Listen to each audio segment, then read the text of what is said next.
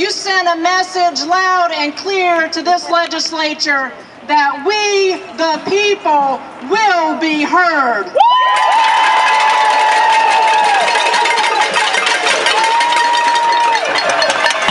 Some of you may know that Americans for Prosperity, that's the group funded by the Koch brothers and Art Pope, they passed out earplugs to lawmakers to, quote, drown out the obnoxious noise of the left. Well, we made it clear that Art Pope, the Koch brothers, and the 1% can buy all the earplugs they want, but they cannot silence democracy.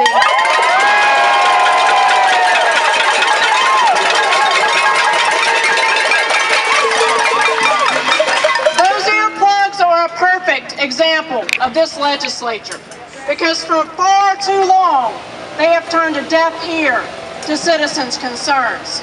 Instead of confronting the economic crisis, instead of creating the jobs we desperately need, this legislature has pursued an agenda bankrolled by Art Pope and the 1%. It is an agenda motivated by corporate greed and right-wing ideology.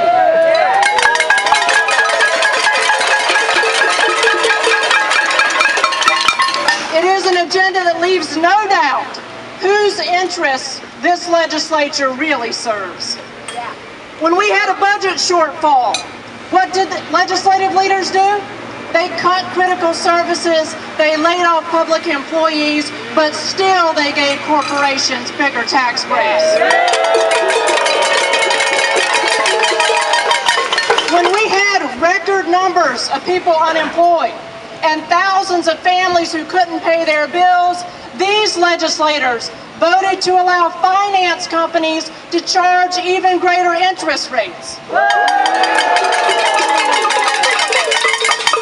And when we, the people, came to air our concerns, this legislature said citizens can't visit the second floor, but corporate lobbyists are welcome anytime.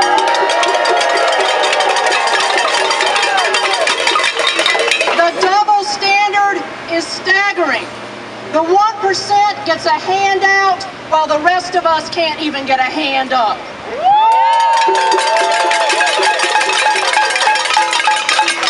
Instead of helping constituents get back on their feet, these legislators keep pushing us down and taking us backwards. Women are denied access to health care. Environmental protections have been rolled back, and immigrants' dreams have been cut short. Our voting rights have been threatened. Our personal relationships have been disparaged, and our Constitution has been sullied with hate.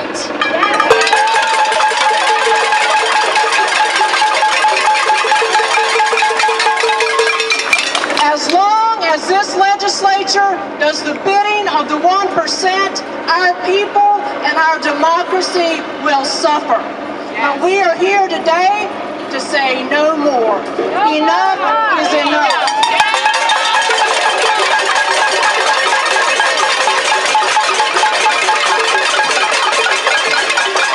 We will not allow hate to triumph over equality or greed to override fairness.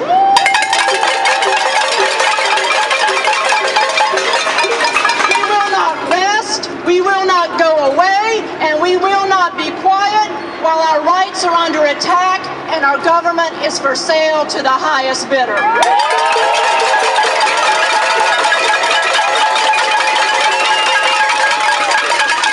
Brothers and sisters, today is just the beginning.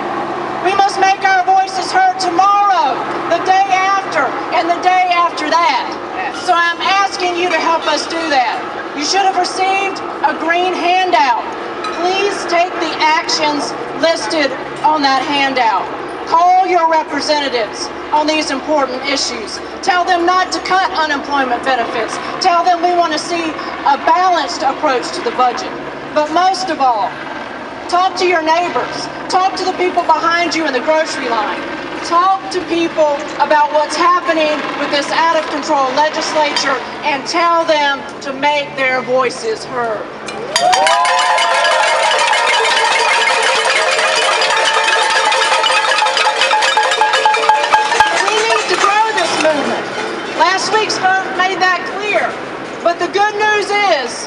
that we have a strong foundation on which to grow. Just look around you. Look at the diversity of this crowd. Yeah, we are black,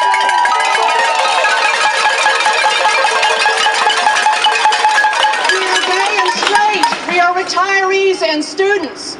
Some of us came here because we were angry about Amendment 1. Others came because they're concerned about fracking or women's rights. But no matter what issue brought us here today, we are standing together.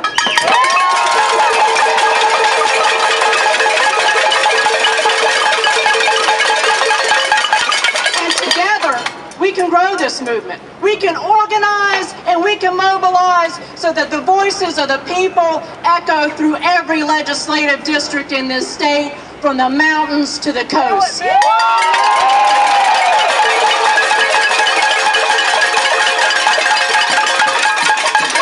Together we can do that. Our unity can defeat the politics of divisiveness. Yes. So I'm asking all of you to help us build this movement. Let's show this legislature that no amount of Art Pope's money can outweigh the power of the people.